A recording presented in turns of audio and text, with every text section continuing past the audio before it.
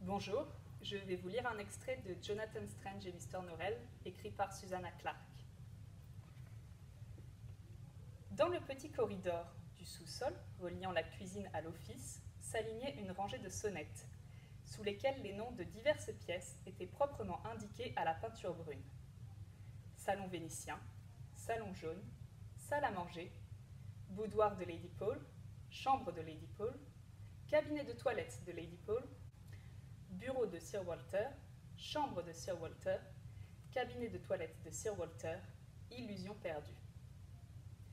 Illusion perdue, songea Stephen. Que diable est-ce là? Le matin même, il avait payé le menuisier pour le travail demandé par la pose des sonnettes et avait reporté le montant dans son livre de compte. À Amos Judd, pose de 9 sonnettes dans le corridor de la cuisine et peinture des noms au-dessus, 4 shillings. Désormais, il y avait 10 sonnettes, et celle d'illusion perdue sonnait violemment.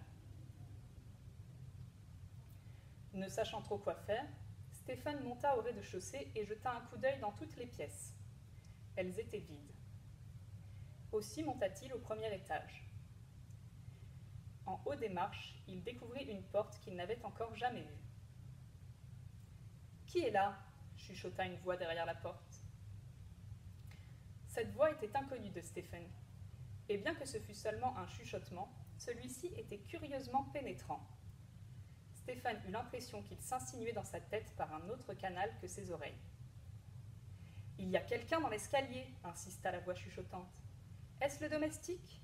Venez ici, je vous prie, j'ai besoin de vous. » Stephen frappa et entra. La pièce était tout aussi mystérieuse que la porte. Si l'on avait demandé à Stephen d'en fournir une description, il aurait dit qu'elle était décorée dans le style gothique, seule explication qui lui venait à l'esprit pour expliquer son extraordinaire apparence. Mais elle ne possédait aucun des traditionnels ornements gothiques décrits dans les pages du répertoire des beaux-arts de M. Ackermann.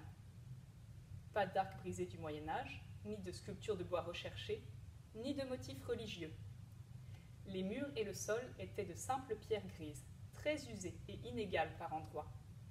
Le plafond, une voûte également en pierre. Une petite fenêtre donnait sur un firmament étoilé. Celle-ci ne comportait pas même un fragment de verre, et le vent d'hiver s'engouffrait dans la pièce.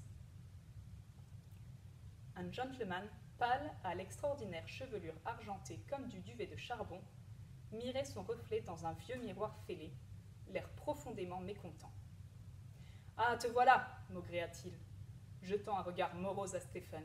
« On peut sonner 100 fois dans cette maison, personne ne vient. »« Je vous prie de m'excuser, monsieur, » répondit Stephen, « mais nul ne m'a averti de votre présence. » Il pensa que le gentleman devait être un hôte de Sir Walter ou de Lady Paul, ce qui expliquait le gentleman, mais pas la pièce. Les gentlemen sont souvent invités à loger dans les maisons des autres. Les pièces, presque jamais. C'était Jonathan Strange et Mr. Norrell de Susanna Clarke.